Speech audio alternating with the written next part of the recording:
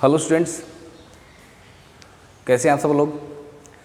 हर lecture की तरह इस लेक्चर का भी स्टडी मटेरियल आपको यूट्यूब चैनल के डिस्क्रिप्शन में मिल जाएगा। तो चलो, रिंग ओपनिंग मेटाथीसिस पढ़ने से पहले हम पढ़ेंगे कि मेटाथीसिस वर्ड का क्या मतलब है और एल्कीन मेटाथीसिस क्या होती है। तो यहाँ जनरल हम पहले डिस्कस करेंगे मेटाथीसिस।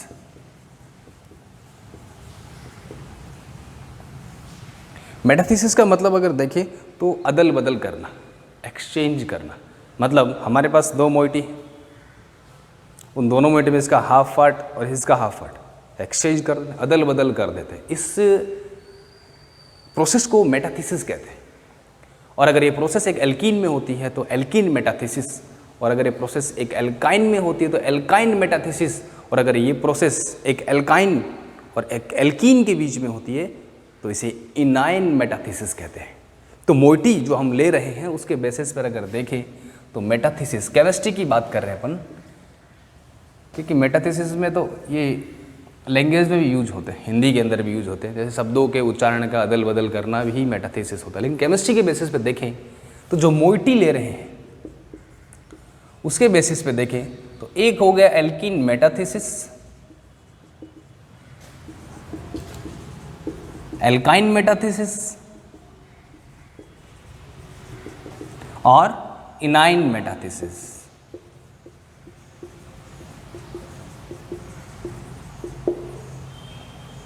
इनाइन देखना, इन और आइन, मतलब एक मोइटी आपकी एल्कीन होगी, दूसरी एल्काइन।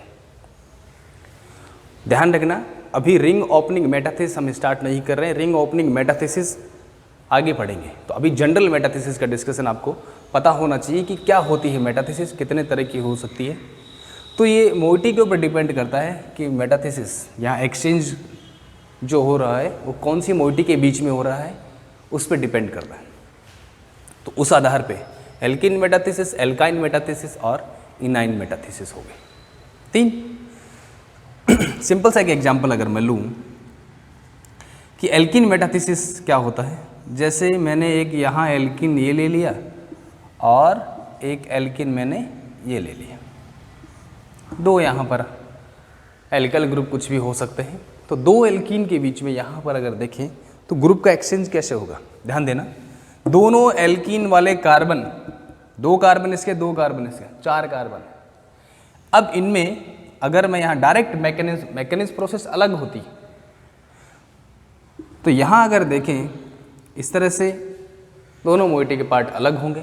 ये CH2 है, ये भी CH2 है, तो CH2 के बीच में डबल बॉन्ड वाला ये पार्ट अलग हो जाएगा और इन दोनों कार्बन के बीच में क्या बन जाएगा, डबल बॉन्ड। तो आपका यहाँ बनने वाली नई मोइटी ये हो सकती है। स्टीरियो केमिस्ट्री पे हम फोकस नहीं कर रहे, सिस बनेगा, ट्रांस बनेगा, ये बात की बातें हैं। प्लस दूसरा हमारा प्रोडक्ट क्या बना, CH2।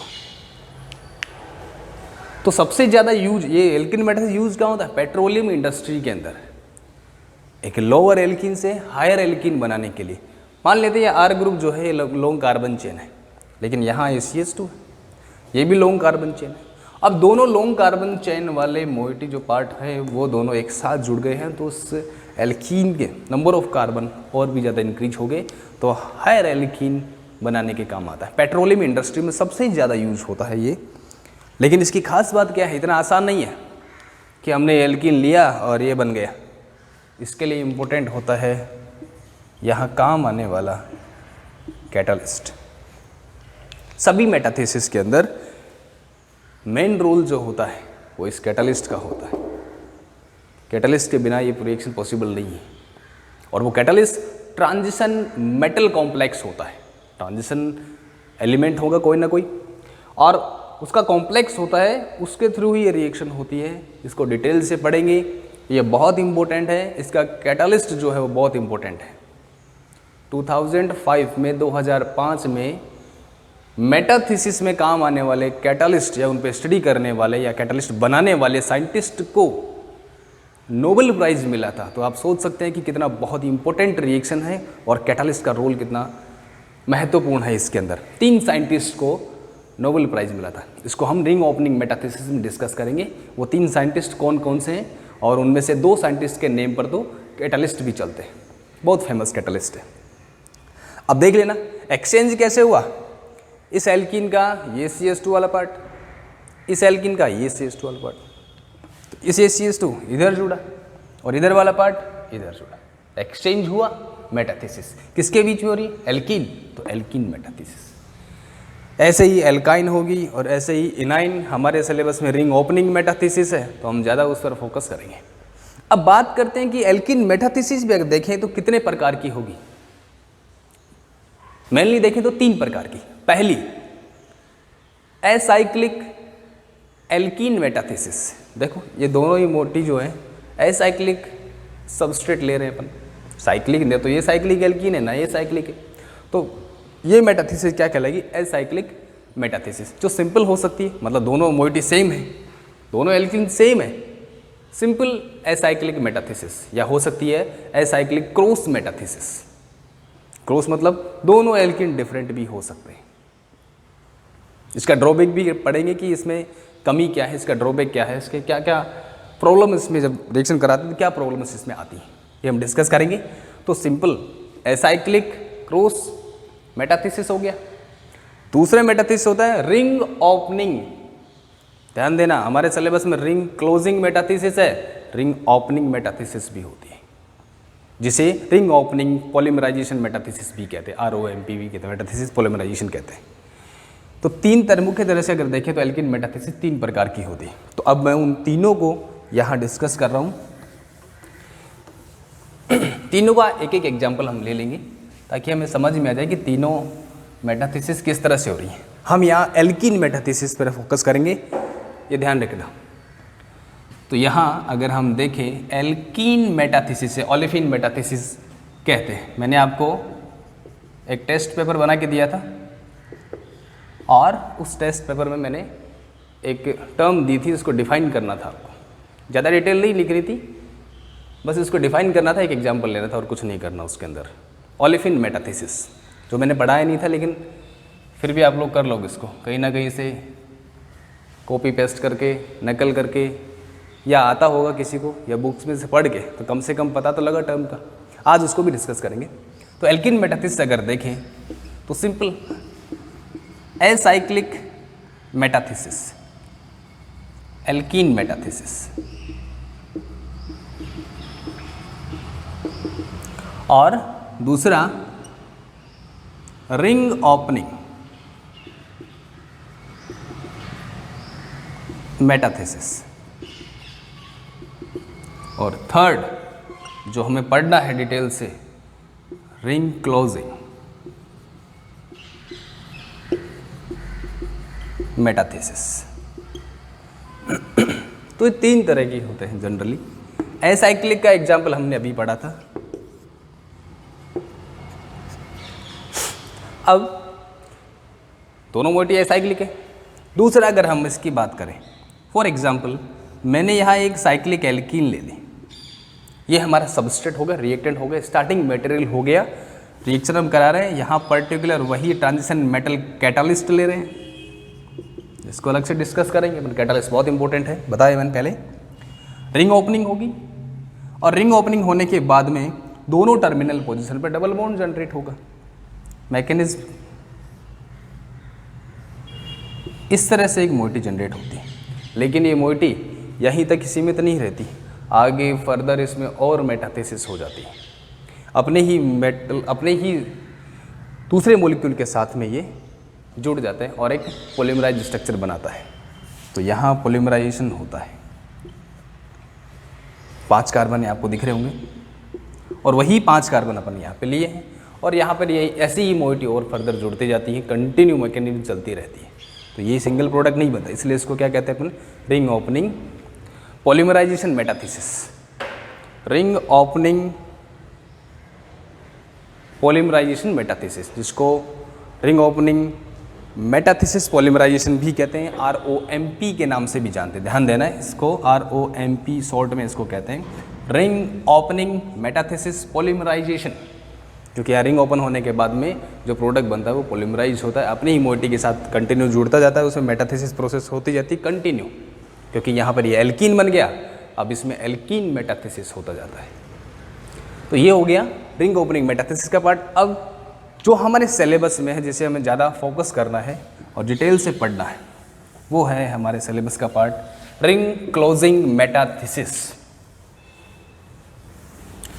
अब रिंग क्लोजिंग मेटाथेसिस, नाम से ही पता लग रहा होगा, मेटाथेसिस का मतलब तो समझ में आ गया आपका, एक्सचेंज हो रहा है, एक पार्ट का दूसरे पार्ट के साथ एक्सचेंज हो रहा है, वो एसाइकिल में इजीली समझ में आ जाता है। अब रिंग क्लोजिंग मेटाथेसिस की बात करते हैं, जो हमारे सिलेबस में भी दे रखा है। नाम से ही आपको पता लग रहा होगा कि यहाँ पर रिंग बनेगी, जनरेट होगी। एसाइक्लिक मोइटी से हम साइक्लिक मोइटी बना रहे हैं, अपने आप में बहुत महत्वपूर्ण रिएक्शन होती है। साइक्लिक स्ट्रक्चर बनाना इतना आसान नहीं होता। Ring closing metathesis. अब रिंग क्लोजिंग मेटाथेसिस का एक मैं सिंपल सा एग्जांपल ले लेता हूँ कि ये होती क्या है। जैसे मैंने यहाँ पर कोई एक कंपाउंड लिया है,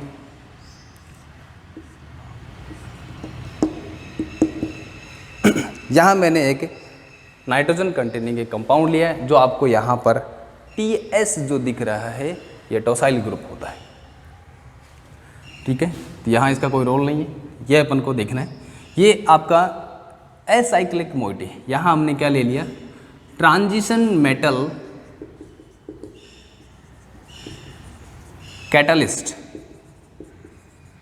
या कॉम्प्लेक्स, और पर्टिकुलर कॉम्प्लेक्स क्या होंगे इसको हम डिस्कस करेंगे। कार्बीन कॉम्प्लेक्स होते हैं, ध्यान देना, इसे मेटल कार्बीन कॉम्प्लेक्स कहते हैं या मेटल एल्काइलिडीन कॉम्प्लेक्स कहते हैं। कार्बीन कॉम्प्लेक्स के बिना ये रिएक्शन प्रोसीड नहीं होगी, कोई भी मेटाथेसिस बिना कार्बीन कॉम्प्लेक्स के प्रोसीड नहीं होगी, ये ध्यान रखना। अब रिंग क्लोजिंग किस तरह से होगी, बनने वाला कंपाउंड आपका ये होगा।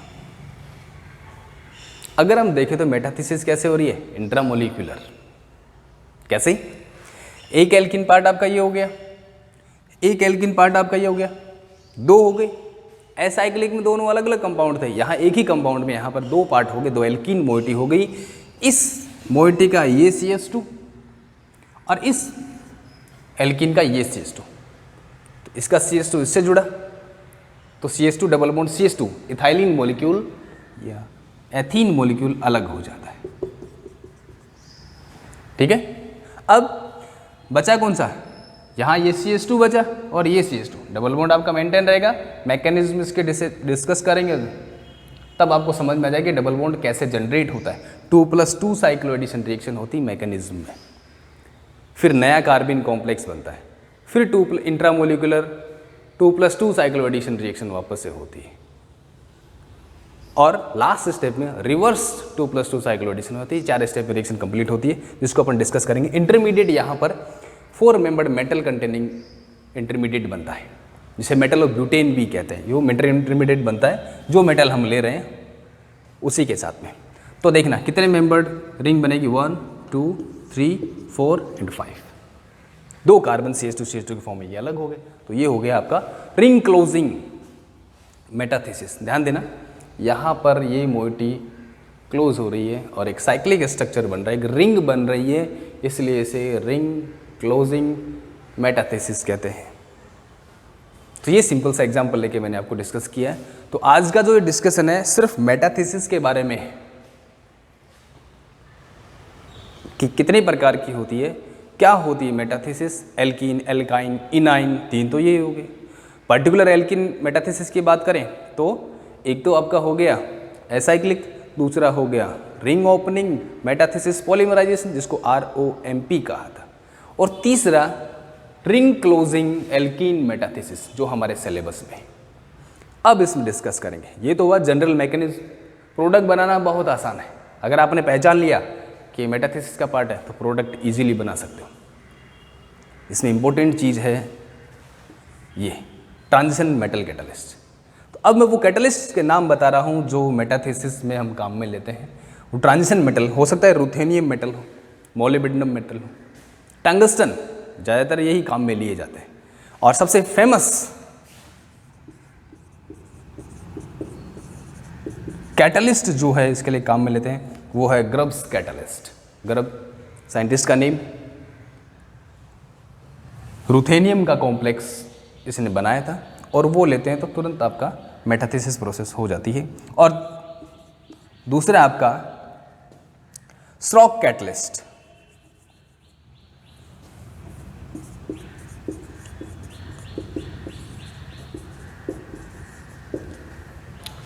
दूसरा आपका जो कैटलिस्ट होगा वो आपका स्ट्रोक कैटलिस्ट होता है, और इसमें जो काम में लेने वाला जो मेटल होता है वो आपका मोलिब्डेनम मेटल होता है। मोलिब्डेनम, तो यहाँ ये कौन सा मेटल काम में लेते हैं? मोलिब्डेनम। और यहाँ काम में लेते हैं रुथेनियम मेटल काम में लेते हैं।